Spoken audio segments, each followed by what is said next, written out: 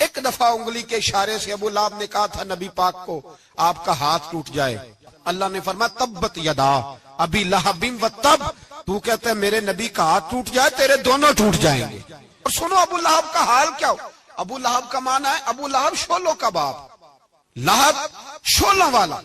کیا مطلب؟ ابو لہب اتنا حسین و جمیل تھا کہ اس کے جو رخسار تھے شولوں کی طرح چمکا کرتے، اتنا خوبصورت تھا، لال سرخ رنگ تھا، خوبصورت آدمی۔ عرب میں جب غربت تھی تو اس کے گھر میں اس وقت بھی 2 اینٹیں سونے کی تھی، اتنا مالدار آدمی اور سردار تھا سارے مکے کا، لیکن نبی پاک کی بے ادبی کی۔ تمہیں پتہ ہی نہیں کہ رب دنیا میں سب سے زیادہ ناراض ہی اس سے ہے جو اس کے رسول کا بے ادب ہے، سب سے زیادہ ناراض ہی اسی سے۔ ابو لہب نہ گیا بدر کے موقع پر، ڈر گیا، کہنے لگا میں نے نہیں جانا، مکے میں رہ گیا، نہ گیا جہاد کے لیے، مسلمانوں کے خلاف نہ نکلا۔ لوگوں نے بڑا اس کو لان تان کیا، لیکن کہنے لگا میرے خرچے پہ 4-5 بندے لے جاؤ، میں نہیں جاؤں گا، پیچھے رہ گیا۔ لوگ کہنے لگے بچ گیا، لیکن اس کے جسم کے اندر ایسی بیماری نکلی کہ ریشے سے بھر گیا سارا وجود، ریشے۔ اس کے بچوں نے لے جا کے ابو لہب کو پیچھے ایک حویلی تھی مکے کے باہر، اس میں بند کر دیا۔ چیختا تھا، چلاتا تھا، میں بد دعا نہیں دیتا، پر اگر کلیجہ پھاڑ کے دیکھو تو دل بڑا زخمی ہے۔ میری حیات کو ٹکڑوں میں بانٹنے والے، جب تیری حیات بھی بکھرے تیری ممات بھی بکھرے، اللہ کرے اسی طرح تو بھی روئے جس طرح آج اس دھرنے میں شہید ہونے والے کی ماں روئی۔ اللہ کرے میری حیات کو ٹکڑوں بانٹنے والے، جب تیری حیات بھی بکھرے جب تیری ممات بھی بکھرے، بد دعا ہے تمہارے لیے، بد دعا ہے تمہارے لیے، جب تیری حیات بھی بکھرے تیری ممات بھی۔ بند کر دیا اس کو لے جا کے وہاں پیچھے، اور جب اس کو بند کر دیا کمرے میں تو چلاتا تھا، چیختا تھا، کوئی مجھے بچاؤ، کوئی پانی پلاؤ۔ دروازہ توڑ کے باہر نکلا تو چوک میں مر گیا ابو لہب۔ اتنی بدبو آتی تھی کہ کوئی قریب نہیں جاتا تھا۔ چوک میں لاش پڑی تھی، یہ ہے میت کسی بے ادب کی، منہ دکھانے کے قابل نہیں، اور ان کے دشمن پہ لعنت خدا کی، رحم پانے کے قابل نہیں ہے۔ چوک میں لاش پڑی ہے، تبت یدا ابی لہب و تب، چوک میں پڑی ہوئی ہے، کوئی قریب نہیں جاتا۔ اس کے بیٹوں سے لوگ جا کے کہنے لگے تمہارا باپ تھا، شرم کرو۔ ایک ملازم کو پیسے دیے اس کے بیٹے نے، کہا گڑا کھودو اور میرے باپ کو رسی کے ساتھ پکڑ کے اس میں پھینک دو۔ ایک گڑا کھودا مکے کی گلی میں، اور رسی کے ساتھ پکڑ کر، رسی کے ساتھ باندھ کر اس کی ٹانگ کو گھسیٹ کر اس گڑے میں ڈال دیا، اوپر سے مٹی ڈال دی، بدبو کا وہ ڈھیر بند کر دیا۔ ابو لہب مکے کا سردار تھا، پر جانے کہاں مردود دفن ہے۔ لیکن میانی صاحب کے قبرستان میں جاؤ، میانی صاحب کے قبرستان میں وہ علم الدین جسے اپنا نام بھی نہیں لکھنا آتا تھا، ہزاروں لوگ روزانہ اس کی قبر پہ کھڑے ہوتے ہیں اور رسول اللہ کی نعتیں سناتے ہیں۔ جا کے دیکھو تو صحیح منظر کتنا بدل گیا۔ اور جب غازی علم دین شہید کا جنازہ اٹھا تو امیر ملت پیر جماعت علی شاہ صاحب کی چیخ نکل گئی، اور ڈاکٹر اقبال رونے لگے، اور قائد اعظم تڑپنے لگے، منتیں کرتے تھے محمد علی جناح کہ یارو تھوڑے پیچھے تو ہٹو، میرا بھی دل کرتا ہے میں بھی ذرا اسے کندھا دے لوں، ذرا پیچھے تو ہٹو۔ محمد علی جناح جیسے لوگ تڑپتے تھے، اور جب قبر میں اترنے کی باری آئی تو ڈاکٹر اقبال نے ہاتھ باندھے، کہنے لگا او دوستو اقبال پہ تھوڑا رحم کھاؤ، اسے میرے ہاتھوں پہ رکھو، قبر میں اتار دیتا، اسے میرے ہاتھوں قوت عشق سے ہر پست کو کر دے، دہر میں اس میں محمد سے اجالا کر دے، اور کی محمد سے فاتو نے تو ہم تیرے، یہ جہاں چیز ہے کیا لوح و قلم تیرے ہیں۔ اور اقبال کہنے لگے دیکھو میں شعر لکھتا رہا، اور یہ لوہاراں دا منڈا نمبر لے گیا۔ میرے نبی پاک صلی اللہ علیہ وسلم ایک شخص حضور کے سامنے بیٹھا ہے تو منہ چڑھا چڑھا کے باتیں کر رہا ہے، کچھ لوگ نقلیں اتارتے ہیں، اور بزرگوں کی نقل اتارنا اور بزرگوں کی توہین کرنا یہ رب کو سب سے ناپسندیدہ فعل ہے، توہین کے انداز میں نقل اتارنا۔ تو کہتے ہیں منہ چڑھا چڑھا کے باتیں کر رہے تھے، میرے حبیب نے فرمایا نہ ایسے کر، بڑے میٹھے انداز، کیوں اپنے منہ کو بگاڑ رہا، نہ کر۔ کہنے لگا جی ہے ہی ایسا۔ حضرت ابو ہریرہ فرماتے میں قریب بیٹھا تھا، حضور مسکرا رہے اور نہ کر ایسے۔ کہنے لگا جی یہ میرا منہ ہے ہی ایسا۔ فرماتے میں دیکھ رہا تھا حضور کے چہرے کا رنگ بدلا، آنکھوں میں جلال آیا، فرمایا اچھا جا پھر ایسا ہی ہو جائے، جا پھر ایسا ہی ہو جائے۔ کہتے ہیں میں نے دیکھا اس آدمی کا منہ بگڑ گیا۔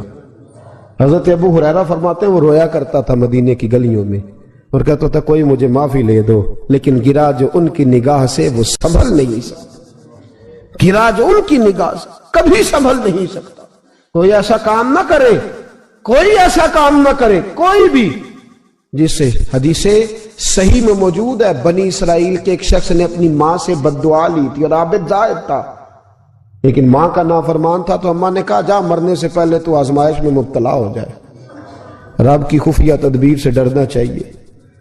تو مرنے سے پہلے ایسی آزمائش میں ڈال گیا کہ ایک بری عورت نے الزام لگا دیا، لگا الزام، لیکن زمانے میں رسوائی چاروں جانب ہو گئی۔ تو لوگ آ کے کہتے تھے تیرے ساتھ کیا بنا؟ کہتا کچھ بھی نہیں، میری اماں نے میرے لیے بد دعا کی تھی، اس کا رنگ دیکھ رہا ہوں، کیوں میں نے ستایا اپنی ماں کو؟ توبہ کر، دعائیں لیا کریں زندگی میں، بد دعاؤں والے کام ہم تو 1 منٹ لگاتے ہیں بد دعا لینے میں، 1 منٹ لگاتے، 1 منٹ۔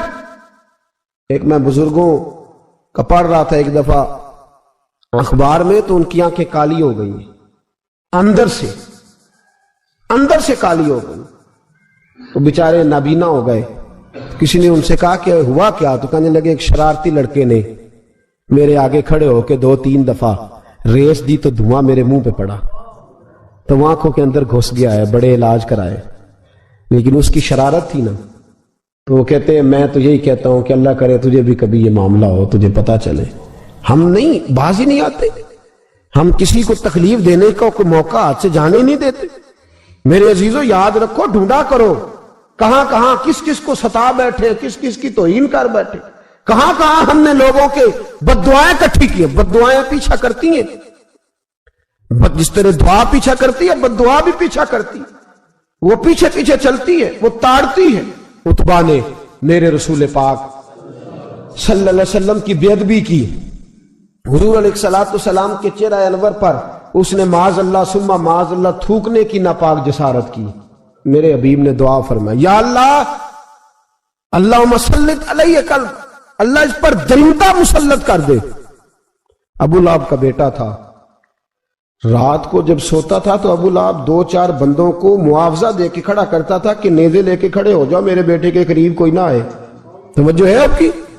نیزے لے کے کھڑے ہو جاؤ۔ لوگ کہتے تو انہیں نبی بھی نہیں مانتا اور بات ہر ایک مانتا ہے، پیغمبر بھی نہیں مانتا، تو ان کے جملے کہنے لگا میں مانوں نہ مانوں بات الگ ہے، لیکن میرا تجربہ ہے جو اس کے منہ سے نکل جاتا ہے وہ ہو جاتا ہے، جو ان کی زبان اتھر سے نکل جاتا ہے وہ۔ ایک سفر پہ جا رہے تھے، قیام کرنا تھا، سونا تھا، 4 پہیاں لگی چاروں جانب، تو بیچ میں ابو لہب نے اپنے بیٹے کی 4 پائی لگائی، بیچ میں۔ جاگ رہے ہیں آپ لوگ؟ ارد گرد دوسرے لوگ سوئے بیچ میں، اور لوگ کہنے لگے تو پاگل ہو گیا ہے، اگر کوئی شیر آئے گا تو باقیوں کو نہیں کاٹے گا، صرف اس کو کاٹے گا۔ کہنے لگا بد دعا تو اس کے لیے ہوئی ہے، دعائے ضرر تو اس کو ملی ہے، اسی پہ مسلط ہوگا۔ شیر آیا رات کے اندھیرے میں، لوگ تھکے ہوئے تھے، ایک بندہ جاگ رہا تھا، وہ کہتا ہے اس نے سب کے منہ سونگے لیکن کسی کو اس نے تکلیف، کسی کو تکلیف، سونگتے سونگتے عتبہ تک آیا۔ اور لفظوں کا فرق دیکھیے گا، آیا ہے، چیرا ہے، پھاڑا ہے، ٹکڑے کیے، حصے بکھرے کیے، لیکن ایک بوٹی بھی نہیں کھائی، مار دیا، چہرہ بگاڑ دیا، وجود کاٹ دیا، چلا گیا قتل کر کے، کھایا نہیں ایک لقمہ بھی اس کے وجود۔ بھائی درندے پھاڑنے آتے ہیں کہ کھانے آتے ہیں؟ وہ کھایا نہیں، پھاڑ کے چلا گیا۔ تو لوگ سویرے پوچھنے لگے صحابہ سے کہ ماجرا کیا ہے؟ تو گویا صحابہ زبان حال سے کہہ رہے تھے گستاخ کا گوشت گندا ہوتا ہے، جانور بھی نہیں کھایا کرتے، گندا ہوتا ہے، یہ ہے میت کسی بے ادب کی، منہ دکھانے کے قابل نہیں ہے، ان کے دشمن پہ لعنت خدا کی، وہ رحم پانے کے قابل نہیں ہے۔ میرے رسول پاک صلی اللہ علیہ وسلم کی زبان اطہر سے اگر کبھی کسی شخص کے لیے ایسا جملہ نکل گیا تو پھر اس نے بھی اس کا پیچھا کیا، لیکن میرے حبیب نے دعائیں ہی دی ہیں۔ ام حرام، یہ بخاری کی حدیث ہے، ایک خاتون ہے رضی اللہ تعالیٰ عنہ، وہ کہتی ہیں ایک دن نا میں نے کہا یا رسول اللہ میرا دل کرتا ہے میرے گھر آئیں، تو حضور تشریف لائے تو بڑے تھکے ہوئے، محبوب سفر تھا، تو کہتے تھکے ہوئے تشریف لائے تو حضور آ کے بیٹھے ہی تو میں نے دیکھا کہ نیند کی طرف توجہ ہے حضور کی، کہتے میں نے تکیہ پیش کیا تو میں قربان جاؤں محبوب میرے گھر میں آرام کرنے لگے، کہتی ہم سارے نظارے دینے لگے، دیکھو ہم کتنے خوش قسمت ہیں کہ ہمارے بسترے بھی نور علی نور ہو گئے، ہمارا گھر بھی چمک گیا، روشنی پھیل گئی۔ کہتے ہیں حضور سوئے جب اٹھے نا تو مسکرا رہے تھے، حضور اٹھے تو اس زمانے میں کوئی تصور نہیں تھا بیڑی بیرے کا، کشتی جو سمندر میں چلتی ہے اس کا تصور ہی نہیں تھا، ابھی قریب قریب نہیں بنتی تھی وہ کشتیاں، دور دور علاقوں میں بنتی تھی، اور اگر بنتی بھی تھی تو ان میں بیٹھ کے مجاہد نہیں جاتے تھے، مجاہد خشکیوں کے رستے جایا کرتے تھے۔ بی بی کہتی ہیں حضور اٹھے تو مسکرا رہے تھے، تو میں نے کہا حضور آپ کیوں مسکرا رہے ہیں، خیر تو ہے؟ تو نبی پاک نے فرمایا میں نے دیکھا ہے سوتے ہوئے کہ میری کچھ امت کشتیوں پر بیٹھ کے بھی کافروں کے خلاف جہاد کرے گی، دریاؤں میں بھی، اقبال نے کہا نا دشت تو دشت ہے دریا بھی نہ چھوڑے ہم نے، بحر ظلمات میں دوڑا دیے گھوڑے ہم، کشتیوں میں بھی جہاد کرے گی میں نے دیکھا ہے۔ تو کہتی ہے میں نے فٹافٹ کہا یا رسول اللہ مجھے بھی شامل کر دے ان میں، حضور مجھے بھی ان میں، حضور ذرا جلدی جلدی دیکھا جو ان کو بانٹتے، تو میں نے بھی بڑھ کے پیار سے دستے عطا کے سامنے دستے طلب بڑھا دیا، میں نے بھی آگے بڑھ کے کہا حضور تھوڑی خیر ادھر، حضور مجھے بھی شامل کر دے، کہتے پہلے بوڑھی تھی، نبی پاک نے ہاتھ اٹھائے کہ یا اللہ اس کو بھی ان میں شامل کر دے۔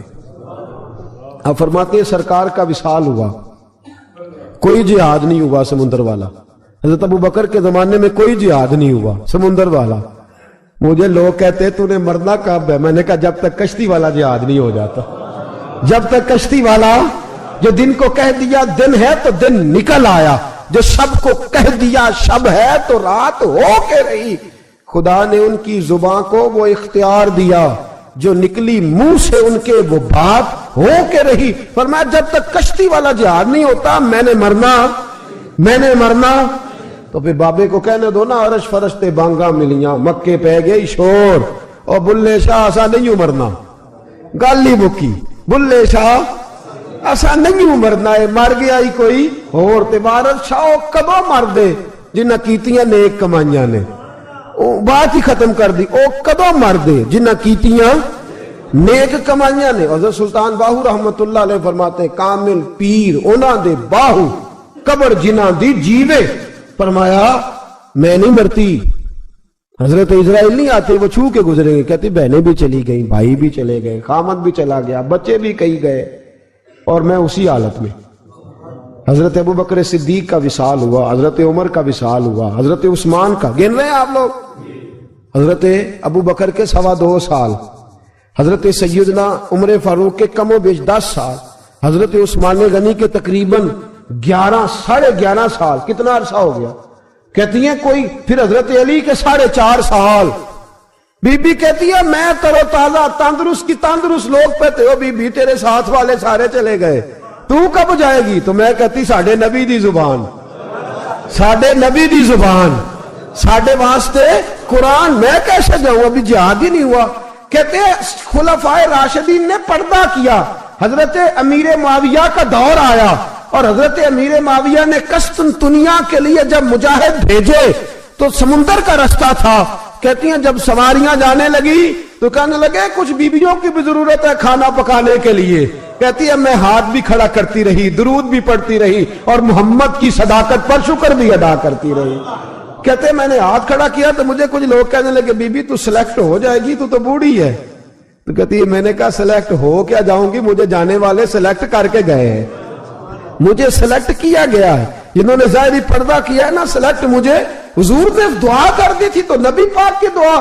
فرماتی ہم نے کشتی میں بھی بیٹھی، جہاد بھی کیا، اور جس دن وہ جہاد ختم ہوا حضرت ام حرام کا وصال ہو گیا، تو لوگوں سے پوچھتے بی بی چلی گئی، کہنے لگے ہاں مصطفیٰ کا کیا ہوا وعدہ جو پورا ہو گیا ہے، میرے محبوب نے جس کو دعا دے دی، میرے رسول کریم نے جس کے لیے دعا کر دی۔ دوسرا درجہ والد کا، اگرچہ رسول پاک علیہ السلام کے والد گرامی آپ کی ولادت سے قبل تشریف لے گئے تھے، لیکن میرے حبیب پاک علیہ السلام نے جناب ابو طالب کے ساتھ جو رویہ رکھا اور پھر حضرت عباس کے ساتھ جو رویہ رکھا، پتہ کیا حال تھا؟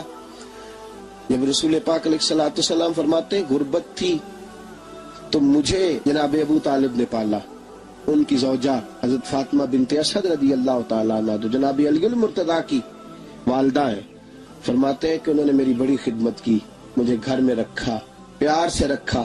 میرے والد اور والدہ کے وصال کے بعد، چچا کے جانے، دادا کے جانے کے بعد چچا اور چچی نے پالا اور اس گھر کو ایک مکمل ماحول فراہم کیا۔ پھر ایک وقت آیا کہ جناب ابو طالب پہ غربت آئی۔ نبی کریم صلی اللہ علیہ وسلم بکریاں چرانے جاتے تھے اور وہاں سے جو اجرت لے کے آتے تھے سیدھی لا کے چچا کی ہتھیلی پہ رکھتے تھے، چچا کی ہتھیلی پہ رکھتے اور فرماتے تھے کہ چچا آپ اپنے مصارف کے لیے اس کو خرچ کر سکتے ہیں، یہ عالم۔ اور پھر چچا نے بھی تو کمال کر دی نا، پھر اس چچا نے بھی تو کمال کر دی نا۔ سارے لوگ کٹھے ہو کے آ گئے نا حضرت ابو طالب کے پاس اور آ کے کہا کہ جناب اپنے بھتیجے کو منع کیجئے ورنہ ساری برادری آپ کی مخالفت کرے گی۔ حد ہو گئی، اب حد ہو گئی، اب ساری ان سے کہیے کہ انہیں دولت چاہیے یا عرب کی کوئی خوبصورت عورت چاہیے یا معاذ اللہ کوئی اور چیز کا مطالبہ کرتے ہیں تو ہم دینے کو تیار ہیں، لیکن ان کو کہتے ہیں کہ یا تو تبلیغ چھوڑ دے، یا ان کا یہ بھی کہنا ہے کہ جو آپ کا مطالبہ ہے آپ بتلائیں۔ حبیب پاک علیہ السلام نے فرمایا کہ اگر وہ میرے سیدھے ہاتھ پہ چاند رکھیں، دوسرے پہ سورج رکھیں، پھر بھی میں اللہ کی توحید کا اعلان کرتا ہی رہوں گا، میں تو اس دعوے سے باز نہیں آؤں گا۔ جناب ابو طالب نے کہا بھتیجے پھر میں بھی بوڑھا ہو گیا ہوں۔ توجہ ہے آپ کی؟ میری بات سمجھ میں آ رہی ہے؟ جس آدمی کا بڑا سہارا ہو نا، بڑا، وہ جب کہتا ہے نا نہیں، بندہ کی نا کچھ امیدیں وابستہ ہوتی ہیں کچھ لوگوں کے ساتھ، وہ ایک دو چار لوگوں کو کام کہتے ہیں، پھر انہیں پتا ہوتا ہے کہ فلاں آدمی سے میری امید وابستہ ہے، وہ کبھی نہیں جائے گا۔ جب ابو طالب نے کہا نا کہ میں پھر بوڑھا ہو گیا ہوں، تو اللہ کے حبیب اٹھے، حضور سید عالم صلی اللہ علیہ وسلم کی مقدس آنکھوں میں آنسو ہے، گویا حضور فرما رہے ہیں کہ چچا باپ کا خلفت بھائی کی نہیں کرتا جائیداد کے تنازع میں جتنی بھتیجے اٹھ کے کرتے۔ جناب ابو طالب نے دیکھا کہ رسول پاک نے رخ پھیرا، آنکھوں میں آنسو ہے، اچھا چچا تیری مرضی، یہ لفظ کہے تو حضور کی آنکھیں بھر آئی۔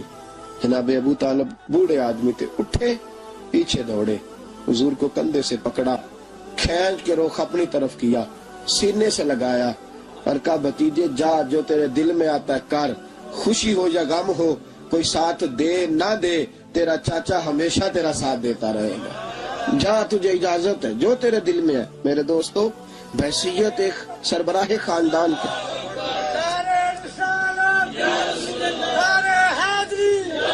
اب ان رشتوں کا تقدس، اور پھر جب جناب ابو طالب کا وصال ہوا اور جناب خطیۃ الکبریٰ بھی اسی سال میں گئی تو عام الحزن کہا یہ غم کا سال ہے، یہ غم کا سال۔ رشتوں کا تقدس جو نبی پاک علیہ السلام کے آنے پہ قائم ہوا، قبل اس کے انسانیت اس سے آشنا نہ تھی۔ رشتوں کو جو محبت اور خلوص کا رنگ میرے مصطفیٰ نے عطا فرمایا، دنیا کے کسی قانون میں اس کا تصور بھی نہیں کیا جا سکتا۔ اللہ علیہ کے پاس نے ایک بوڑھی اماں اپنا بیٹا چھوڑ گئی،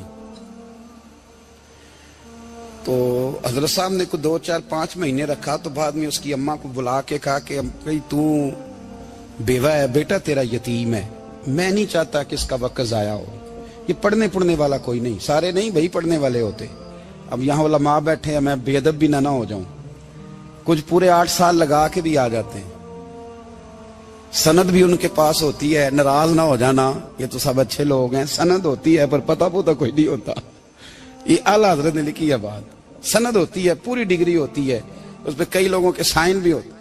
تو بہت سارے طالب علم ایسے ہوتے ہیں جو مدارس میں کہتے ہیں میں فاضل فلاں ہوں، لیکن کوئی شے پاس، تو مولانا سردار احمد صاحب محدث اعظم پاکستان رحمۃ اللہ علیہ اس بوڑھی کو کہنے لگے تیرا بیٹا کند دینا ہے، پڑھنا پڑھانا اس نے کچھ بھی نہیں، تو یتیم بچہ ہے، کل کو تو کہے گی کہ میرے بیٹے نے وقت ضائع کیا تو واپس لے جاؤ. بوڑھی اماں رونے لگ گئی، کہنے لگی میں پڑھانے تو نہیں لائی تھی، میں تو آپ کو رب کا ولی سمجھتی ہوں، میں تو نوکری کرانے لائی تھی. جاگ بنا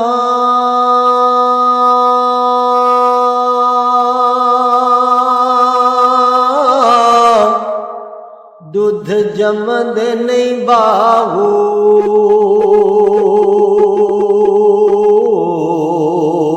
بھاویں لال ہون کڑ کڑ کے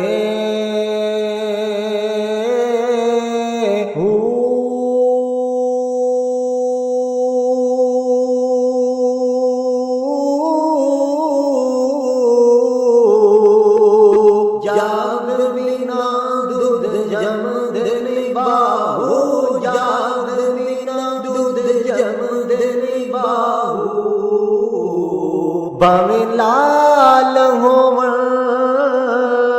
کڑ کڑ کے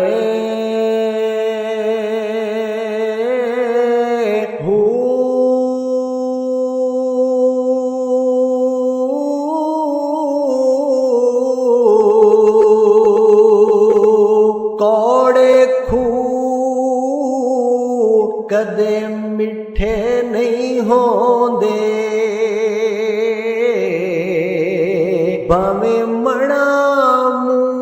نوکری. حضرت انس بن مالک کہتے ہیں میری اماں بھی حضور کی بارگاہ میں دے گئی تھی. حضور کی بارگاہ میں یہ نہیں کہا تھا کہ یا رسول اللہ پڑھا دیں، ہاں میں ذمہ داری سے بات کر رہا ہوں. یہ نہیں کہا تھا حضور مجاہد بنا دیں. یہ تھوڑی کہا تھا کہ یا رسول اللہ صلی اللہ تعالی علیہ وسلم سے مفسر، محدث، محقق، مفتی بنا دیں. حضرت انس کی اماں کہہ گئی تھی سونیا جب تک یہ رہے گا نا آپ کی نوکری کرے گا، یہ گھر کے کام کاج کرے گا، ڈیوٹی کرے گا. حضور یہ آپ کی نوکری کرے گا. تو میرے محبوب نے پھر دعا کر دی، اللہ اسے برکت عطا فرما. تم سمجھتا ہے خدمت والا خالی رہ جاتا ہے؟ جتنا ذائقہ خدمت والے کو ملتا ہے، جو اس کے نصیب میں آتا ہے، وہ کسی کا نصیب کہاں بھائی. حضرت انس کہتے ہیں حضور نے دعا کر دی، برکت کی. مجھے تو کھیتی باڑی آتی بھی نہیں تھی، پر لوگوں کے باغ میں سال میں ایک دفعہ پھل لگتا تھا، میرے باغ میں 2 دفعہ لگتا تھا. حضور نے دعا کر دی یا اللہ اسے اولاد دے. فرماتے ہیں میرے بیٹے، میرے پوتے، میرے نواسے، میری بیٹیاں، فرماتے ہیں میں زندہ ہوں اور میری 100 اولادیں موجود ہیں. پریشان ہو گیا 100 سن کے کہ بچے 2 ہی اچھے، 100 اولادیں میری موجود ہیں. حضرت انس بن مولانا سردار احمد صاحب کے پاس نا چھوڑ گئی بچہ. کہنے لگی حضرت جی میں کو پڑھانے کے لیے تھوڑا چھوڑ گئی ہوں، میں تو اس لیے چھوڑ کے گئی ہوں کہ آپ مہربانی کریں، خدمت کرائیں. تو حضرت جی کہنے لگے کوئی ایسا کام ہی نہیں، خدمت والا کیا کراؤں. کہنے لگی پٹھے پوا لیا کرو. جی ہن لڑ پیندے نے، کہنے نے بچے کام کر دیں مدرسے دا. حالانکہ اب کہاں بچے کام کرتے ہیں، اب تو گزر گیا دور، اب تو بچے کام کراتے ہیں. اب بچے بھی ناراض ہو رہے ہیں، گھور گھور کے دیکھ رہے ہیں. صحیح پہ رہا ہوں آپ کو، بچے کام کراتے ہیں، بچے کہاں کام کرتے. کہنے لگی یہ چارہ ڈالے کرے گا آپ کی بھینسوں کو. تو حضرت نے اس کو کہا کہ بی بی چارہ میری بھینسوں کو ڈالنے کے لیے میں نے بندہ رکھا ہوا ہے، تو جا لے جا. کہنے لگی ہاتھ باندھ کے حضور مہربانی کریں رکھ لیں، چارہ ڈالے گا. اور پتر توجہ سے چارہ ڈالنا حضرت کی بھینسوں کو. رونے لگی. حضرت نے رکھ لیا، مہینے کا خرچہ بھی دیتے. شام کو نا وہ سارا دن کام کرتا، شام کو آ کے پیروں میں بھی بیٹھ جاتا. حضرت جی لائیں تیل تھوڑا سا، پیر نہ دبا دوں. 8 سال ساتھ والے پڑھتے رہے، یہ بیچارہ نوکری کرتا رہا. میرا روپ بھی نہیں تے میرا رنگ بھی نہیں، اور مینو یار منان دا ٹانگ بھی نہیں. کبھی کبھی نا حضرت بلال حبشی فارغ ہوتے نا تو نبی پاک کی بارگاہ میں عرض کرتے حضور کوئی کام تو نہیں، سارے ہو گئے، حضور جاؤں ذرا. چلے جاتے. ایک دن سلمان فارسی کہنے لگے یا رسول اللہ یہ بلال کہاں جاتا ہے؟ فرمایا جا دیکھ کے تو آ. حضرت سلمان واپس آئے تو آ کے رونے لگے. کہنے لگے سونیا جب یہاں سے جاتا ہے نا تو جا کے سیدہ فاطمہ کی چکی پیسنی شروع کر دیتا، بی بی صاحبہ کے کام کرنے لگتا ہے. گھر میں جا کے اسنین کی ڈیوٹی کرتا ہے، وہاں بھی کام یہاں بھی کام. وہ چارہ ڈالتا رہا، اس نے چارہ ڈالا. حضرت محدث اعظم کی بھینسوں کو دستار فضیلت کا وقت آ گیا، سارے پگڑیاں سجا کے آ گئے، آج دستار ہوگی. یہ نہ پیچھے ہو کے بیٹھ گیا، چونکہ پڑھا ہی نہیں تھا تو دستار کا ہے کی دستار تو اس کی جو پڑھے گا. ہم نے تو پڑھا ہی نہیں, ہم نے تو یار پڑھا, گھر پڑھا, ڈیوٹی کری. حضرت محدث اعظم رحمت اللہ علیہ کے ہاں جب اعلان ہونے لگا نا کہ اب دستار ہوگی, تو حضرت نے پہلا اعلان اس کا فرمایا. تو مجھان والا بندہ کپڑے بھی کدی کدی بدل دے نا, وہ کہتا ہے جس حال میں بھی تھا میں پلٹ کے دیکھنے لگا کہ پڑھا پڑھایا تو ہے, کوئی شے نہیں. یہ ماجرا کیا ہے؟ پیچھے سے اٹھ کے آئے تو کہتے ہیں باقیوں کی دستار کسی عالم نے کی, کسی صوفی نے کی, لیکن یہ بھینسوں کو چارہ ڈالنے والا جب آیا تو محدث اعظم نے فرمایا پگڑی کے بال کو کوئی ہاتھ نہ لگائے, یہ ساری دستار میں نے کرنی ہے. اور فرماتے ہیں حضرت بال بھی دیتے جاتے تھے اور آنسو بھی بہاتے جاتے تھے, ماتھا بھی چومتے تھے, اور فرماتے تھے دستار کے بعد چلا تو نہیں جائے گا یار, مجھے تو عبادت بھی نہیں رہ گئی, مجھے تو چابیوں کو بھی نہیں پتا کون سی کہاں رہتی ہے, جائے گا تو نہیں تو رو پڑا, کہنے لگا سونے جائے تو وہ جس کے پلے کوئی شے ہو, آتا جاتا تو ہے کچھ نہیں, مجھے کس نے رکھنا ہے, میں نے کہاں جانا ہے, ادھر کہاں تو ادھر ہی رہوں گا. اس طالب علم کے سارے استاد بھائی کہتے ہیں اس نے دستار کرائی, پڑھا پڑھایا کچھ نہیں, پر جو مسئلہ اڑ جاتا تھا نا, وہ جو اڑ جاتا تھا نا, وہ جا کے اس سے پوچھتے تھے تو کتابیں کھولنے کی ضرورت نہیں پڑتی تھی.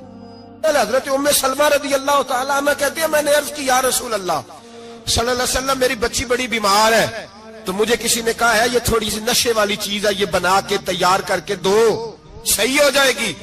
بیمار ہے بچی تو یہ نشے والی چیز ہے, اس کو تیار کر کے دو, تھوڑا نشہ ہے. اگرچہ بعض, میں نے شروع میں کہا, بعض لوگ مریض کو, سخت مریض کو ایسی ادویات جو مجبوری بن جائے اس کی گنجائش اور اجازت دیتے ہیں. محتاط علماء تو اس میں بھی بہت ساری چیزیں پہلے بیان کرتے ہیں, لیکن اس نے کہا جی میرا نشہ دینا ہے شفا کے لیے. حضرت ام سلمہ کہتی ہے میرے نبی پاک نے میری طرف دیکھا, میری طرف, تو میں نے کہا یا رسول اللہ آپ کیا فرمانا چاہ رہے ہیں؟ تو نبی پاک نے فرمایا ام سلمہ کبھی ناپاک چیز میں بھی شفا ہوئی ہے, کبھی ناپاک چیز میں بھی, کبھی شراب اور خمر میں بھی شفا ہو سکتی ہے. شفا رب کریم نے رکھی ہے پر شہد کے اندر رکھی ہوئی ہے, شفا اللہ نے رکھی ہے قرآن مجید میں رکھی ہوئی ہے. تو اس میں بھی کبھی یہ حضور نے بیان کیا ہے کہ اس کے اندر شفا ہو سکتی, تو امت کتنی دلیری کرتی ہے جو یہ مشورے دیتی ہے کہ اس کے اندر نشہ ہے, شراب ہے, تو کھانسی چلی جائے گی تو فلانی بیماری چلی جائے گی. نہ آؤ ان چیزوں پہ, نہ اپنے ایمان کو خرابی دو, اور نہ ایسی باتیں کرو جس سے کہ ڈائریکٹ رسول اللہ صلی اللہ علیہ وسلم کے واضح ارشادات کی مخالفت ہو. میرے نبی پاک صلی اللہ علیہ وسلم نے فرمایا, اور پھر کچھ لوگ کہتے ہیں تھوڑی پی ہے جی. اب تو میں تجزیے میں پڑھ رہا تھا کہ ایسی شراب ایجاد ہو گئی ہے, لوگ شراب پیتے ہیں اور وہ مست بھی رہتے ہیں, کار بھی چلاتے رہتے ہیں, کہتے ہیں جی نہیں ہمارا ذہن معاف نہیں ہوا تو یہ والی صحیح ہے, نشہ نہیں لاتی. میرے نبی پاک صلی اللہ علیہ وسلم نے فرمایا جس چیز کی تھوڑی مقدار, زیادہ مقدار حرام ہے اس چیز کی تھوڑی مقدار بھی حرام ہے, جس کی زیادہ مقدار حرام ہے اس کی تھوڑی بھی. تو خمر اور شراب اگر فل پینا جائز نہیں تو تھوڑی پینا بھی جائز, یہ حرام ہے اور حرام تھی اور قیامت تک حرام ہی رہے گی. میرے نبی پاک صلی اللہ علیہ وسلم نے منع کیا اور حضور نے اظہار ناپسندیدگی فرمایا, اور میں 40 دن تو عبادت ہی قبول نہیں ہوتی شراب پینے والے جب تک سچی توبہ نہ کرے. یہ لفظ جب ادا کرتا ہوں تو شرم سے میری زبان لڑکھڑاتی ہے کہ یار درباروں پہ بھی نشہ بکتا ہے. میں یہ بات کر رہا ہوں صوفیاء کا ترجمان, درباروں پہ, مزاروں پہ, اور سجادہ نشینوں تمہیں زمین نگل جائے, آسمان تمہیں لے اڑے, تم پر قہر نازل ہو, تم نے باپ دفن کر کے تو وہاں نشے کا اڈا بنا لیا, ماؤں سے بیٹے چھیننے لگے ہو, عورتوں کے سروں سے کپڑے چھیننے لگے ہو, سہاگ مارنے لگے ہو, بیٹیاں اور بیٹے یتیم کرنے لگے ہو, نشہ بیچتے ہو درباروں اور مزاروں پہ. یہ تماشا لگ گیا. آپ کیسے کروں یہ بات, پر کرنی پڑ رہی ہے, مجبوری ہے, یہ مضمون مکمل نہیں ہو سکتا. بند کر دیں وہ دربار, ہمیں نہیں چاہیے جن درباروں پہ نشہ بکتا ہے. میں ذمہ داری سے کہہ رہا ہوں, بات ریکارڈ ہو رہی ہے. جوتے کی نوک پہ وہ سجادہ نشین جو امت کو ڈرگز دیتا ہے, وہ سجادہ نشین کا ڈیرا نہیں, وہ گند کا اڈا ہے. وہاں سے فیض نہیں مل رہا، امت کی تباہی ہو رہی ہے، بتا دو، پھیلا دو، اس کو اعتراض کرنا کرو۔ میرے رسول پاک سید عالم صلی اللہ تعالی علیہ وسلم کا دین ضروری ہے، کسی پیر کی سجادگی ضروری؟ بولیے سجادگی ضروری؟ بڑی ذمہ داری سے کہہ رہا ہوں اور نمائندگی کر رہا ہوں اپنی جماعت کی۔ نہ ہمارے بزرگوں نے کل اس کی حمایت کی تھی، نہ آج کرتے ہیں، نہ قیامت تک کریں گے۔ بند کر دیں وہ دربار اور مزار۔ بزرگ دنیا میں یہ کام کرنے آئے تھے اور ہماری سوچ اتنی گر گئی ہے، اتنے ہم کمزور ہو گئے۔ کہتے ہیں جب اس کو چڑھ جاتی ہے تو پھر بڑی معرفت کی باتیں سناتا ہے۔ تجھے شرم نہیں آئی اللہ لفظ کہتے ہوئے؟ اب نشئی تجھے معرفت سکھائے گا؟ اب تو شرابی سے، بھنگی چرسی سے دین سیکھے گا؟ کہتے ہیں اس نے پی ہوئی تھی، چڑھی ہوئی تھی، بات کر دی تو میرا کام بن گیا۔ اتنی گندی اور میلی سوچ صاحب ایمان کی ہوتی ہے، تو اب نشیوں سے جا کر دعائیں کرائے گا؟ سن، میرے نبی پاک صلی اللہ علیہ وسلم نے فرمایا جو شراب پی لے، نشہ کر لے، اس کی تو 40 دن تک عبادت رب قبول نہیں فرماتا۔ تو کہتا چڑھی ہوئی تھی تو اس نے دعا کر دی، تجھے شرم ہی نہیں آئی بات کرتے؟ حیا ہی نہیں کیا تو نے جملہ بولتے؟ یہ کوئی تصوف اور طریقت ہے؟ جاؤ اٹھا کے لے جاؤ۔ ایسی کوئی تصوف اور طریقت ہمیں نہیں چاہیے، ہمیں وہ والی طریقت چاہیے جس میں خدا کے قرآن کی بات ہوتی ہے اور محمد مصطفیٰ کے فرمان کی بات ہوتی ہے صلی اللہ علیہ وسلم۔ تو بھائی یاد رکھو، یہ کوئی طریقہ نہیں۔ ایک مزار ہے، مجھے ایک صاحب کہنے لگے آ جائیں یہاں بھی فاتحہ پڑھیں۔ میں نے کہا یہاں کیا ہے؟ کہنے لگے تھے تو بابا جی نشہ بشا کرتے، پر اب سنا ہے لوگوں کی منتیں بڑی پوری ہوتی ہیں، مجھے جذبات بڑے کم آتے ہیں۔ میں نے اس آدمی کو گریبان سے پکڑ لی، میں کہ ادھر ہٹ، وہ تو نشہ کرتا تھا اور تو جاتا تھا، تیری یہ کیسے طاقت ہوئی؟ تو نے مجھے مشورہ دے دیا، تو ہمیں کمزور سمجھتا ہے؟ ہم کمزور ایمان کے لوگ ہیں، اور میں یہاں تجھے کہوں گا نہیں نہیں میں یہاں نہیں جاتا، میں وہاں جاتا ہوں۔ بالکل کوئی لگی لپٹی بات نہیں، کھری بات۔ تصوف وہ، دربار وہ جہاں قرآن پڑھا جائے اور رسول اللہ کی حدیث سکھائی جائے، باقی کوئی مطلب نہیں کسی قسم کا۔ میں داتا صاحب کبھی جاؤں نا جلسہ کرنے کسی کام سے، کسی تقریب میں، تو میں داتا صاحب کے مزار پہ نہیں جاتا۔ میں کہتا ہوں یار یہ یرانہ نہیں کہ بندہ کسی کام آیا تھا تو فاتحہ پڑھ لی، واپس چلو۔ گکھڑ سے سپیشل آئیں گے داتا صاحب کے مزار پہ حاضری دیں گے، اور میرے سنگی گواہ ہیں کہ میں سپیشل ٹائم نکال کے بہت سارے کام چھوڑ کے سپیشل جاتا ہوں، اور میں مراد ماننے نہیں جاتا، میں داتا صاحب کا شکریہ ادا کر دے جاتا ہوں۔ میں ان سے کہتا ہوں حضور آپ کی مہربانی، آپ یہاں آئے تو ہمارے بڑے بھی رسول اللہ کے غلام بن گئے۔ میں تو سلام عقیدت پیش کرنے جاتا ہوں، ہم مزارات پر جانے کے قائل نہیں، بلکہ ہماری تو عقیدت کا درجہ ہی مکمل نہیں ہوتا جب تک ہم مزار پہ سلام نہ کریں۔ پر مزار داتا صاحب کا، مزار خواجہ معین الدین اجمیری کا، مزار غوث اعظم جیلانی کا، مزار محدث اعظم مولانا سردار احمد کا، مزار اولیاء کا، مزار میاں شیر محمد شرک پوری کا، مزار رب کریم کے بندوں کا۔ بھنگیوں چرسیوں کے مزار نہیں ہوتے، اور نام ان مزارات کے قائل ہے، بالکل قائل نہیں ہم۔ میں تھوڑے دن پہلے لاہور گیا تھا تو میں کار میں میاں صاحب میاں شیر محمد شرک پوری کا ذکر کر رہا تھا، میں اپنے دوستوں سے کہہ رہا تھا یار بہت بڑا بابا ہوا ہے، تو مجھے کہنے لگی کرامت کیا ہے؟ میں نے کرامت یہ ہے کہ ساری زندگی سنت کا درس دیا ہے۔ تو مجھے کہنے لگے آپ کبھی گئے نہیں؟ میں نے کہا میں اسپیشل گیا تھا، اور تھوڑے دنوں کے بعد پروگرام بناؤں گا تو میں ساتھ لے کے جاؤں گا۔ ہم مزارات کے قائل ہیں، حاضریاں دیں گے مزاروں پہ، لیکن بھنگیوں چرسیوں کے مزاروں پر جانے کے قائل ہیں؟ زور سے بولے، یہاں جانے کے قائل ہیں؟ کوئی عقیدہ نہیں ہے ہمارا۔ نشہ بکے گا اب مزاروں پہ، اب یہ تصوف ہوگا وہاں، یہ طریقت ہوگی۔ اور ملت پر رحم کھاؤ خدا را۔ اگر تمہارے قومی ادارے کہتے ہیں رپورٹ کرنے والے کہ 70 لاکھ پاکستانی نشہ کرتا ہے، تو کیا تمہیں یہ نہیں پتا کہ نشہ بیچتا کون ہے؟ کیا تمہیں یہ نہیں پتا کہ ڈرگز کا کاروبار کون کرتا ہے؟ اگر تمہیں یہ پتا ہے تو کیا یہ خبر نہیں تمہیں کہ ان رگوں پر یہ خون اتارتا کون ہے؟ میں اپنے بزرگوں سے معذرت کے ساتھ، نشے کا آغاز، ناراض تو نہیں ہو جائیں گے بزرگ، نوجوانوں کو میں لتاڑ لیتا ہوں لیکن بزرگوں کی عزت کرنا سنت ہے، تو میں بزرگوں سے معذرت کے ساتھ یہ یوں سمجھ لیے خوگرے حمد سے تھوڑا سا گلا بھی سن لے۔ نشہ سگریٹ سے شروع ہوتا ہے،